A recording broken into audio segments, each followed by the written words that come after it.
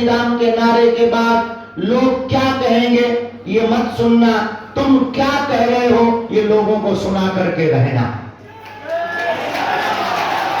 कोई तुम्हें पाखंडी कहेगा, कोई तुम्हें ढोंगी कहेगा, कोई तुम्हें अंधभक्त कहेगा, कोई तुम्हें पुजारी कहेगा, कोई तुम्हें राम भक्त कहेगा, तो कोई तुम्हें राष्ट्र भक्त कहेगा।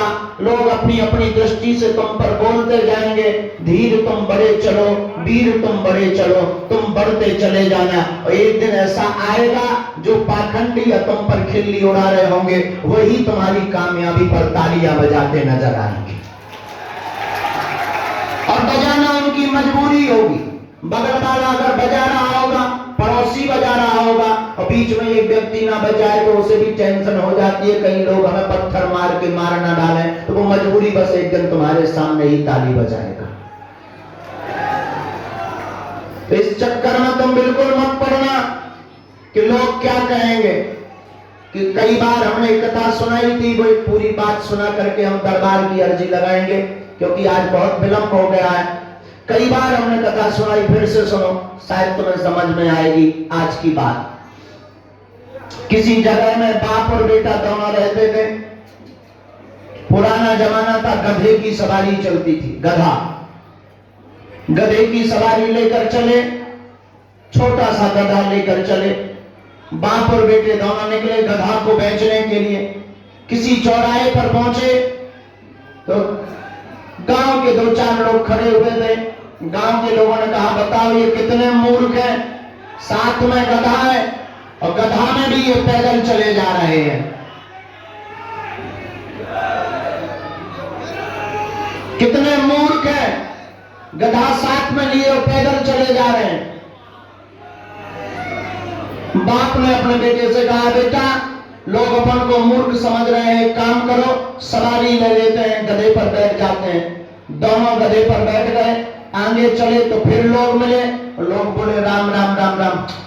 बताओ कितना बुरा जमाना आ गया। बेचारा गरीब गधा, पतला सा गधा, और दो दो सांड जैसे बैठे हुए हैं।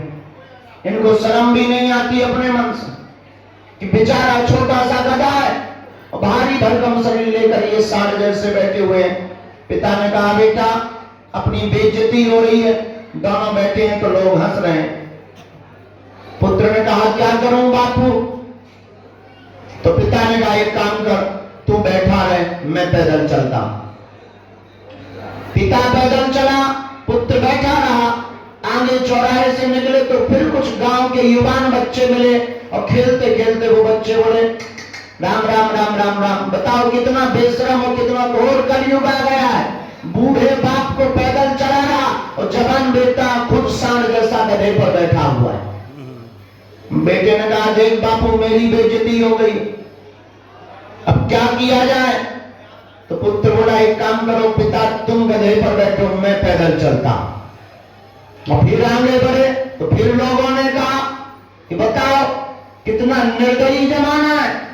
बेचारा छोटा सा बच्चा 16 साल का, पांव में उसके पादुका भी नहीं है, उसको पैदल चला रहा है और बाप खुद गधे पर बैठा है। शर्म नहीं आती इस बाप को? अब तो बाप का भी दिमाग खराब, बेटा का भी दिमाग खराब। दोनों एक पेड़ के नीचे बैठ गए, इनके पास कोई उपाय नहीं। अब तो एक ही उपाय बचा था कि गधे को ही कंधे पर उठाओ। एक रस्सी ढूंढी, एक लाठी ली, गधे को उल्टा बांधा, लकड़ी में बांध करके बाप बेटे ने दोनों कंधों पर टांगा और चल पड़े। तो फिर लोग हंसे कि आज तक हमने गधे के ऊपर इंसानों की सवारी बहुत बार देखी है, लेकिन पहली बार इंसानों के ऊपर गधा देखा जा रहा है। और फिर क्या, गधा फड़फड़ाया, नदी में कूदा, तीनों गिरे। बाप बेटा तो बच गए, गधा मारा गया। दोनों वापस जब घर को आए तो मन में सोचने लगे, जान बची तो लाखों पाए, लौट के बुद्धू घर को आए। सब कुछ कर लिया लेकिन दुनिया ने कहने से चूका नहीं। दुनिया कहती रही, ताने मारती रही। उसी प्रकार तुम्हारा हाल है। तुम भजन नहीं करोगे तो तुम्हें वेद शास्त्र साधु संत नास्तिक कहेंगे, और अगर तुम भजन करोगे राष्ट्र की चर्चा करोगे, सनातन की चर्चा करोगे, तो धर्म विरोधी तुमको उंगली उठा करके पाखंडी कहेंगे। मरण दोनों तरफ से। सनातन की बात नहीं कहोगे तो लोग कहेंगे नंबर 1 का नास्तिक है, धर्म विरोधी है, भगवान को नहीं मानता है। और तुम भगवान को मानोगे तो जो ना मानने वाले लोग हैं वो तुमको पाखंडी कहेंगे। अब चुनाव तुमको करना है, सनातन के साथ जीना है, राष्ट्र के साथ जीना है, या राष्ट्र के विरोध में जीना है। सुनना आपको दोनों पक्ष में पड़ेगा।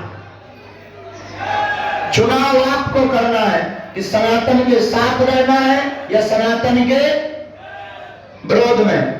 तो जयकारा बाद में लगाओ, सनातन के साथ में रहना है या विरोध में है कि विरोध में? राष्ट्र के साथ की विरोध में? हिंदू राष्ट्र के साथ में कि हिंदू राष्ट्र के विरोध में? पक्का? बातों में कि सच में?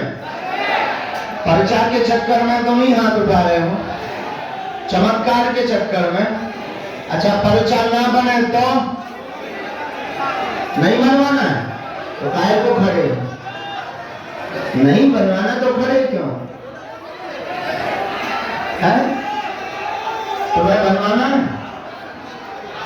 तुम लोगों का क्या हाल है? बनवाना है?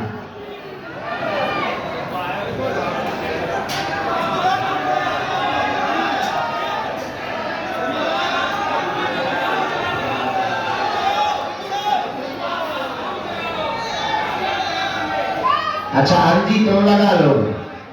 वाह, ऐसे लोग भी बहादुर होने लगे। अच्छा, कभी अगर हम ना मिले तो? अच्छा, हिंदू राष्ट्र के लिए राम जी का कौन कौन रहेगा? पक्का? अच्छा, बालाजी के जिंदगी भर के लिए बन रहे हो कि एक दिन के लिए? बागेश्वर बालाजी के सन्यासी बाबा के जिंदगी भर के लिए एक दिन के लिए? पक्का? पक्का? झूठ मत बोलना, जोश में मत बोलना। तो जाओ, आज से तुम्हारी जितने संकट है वो हमारे संकट मोचन बालाजी के हो गए।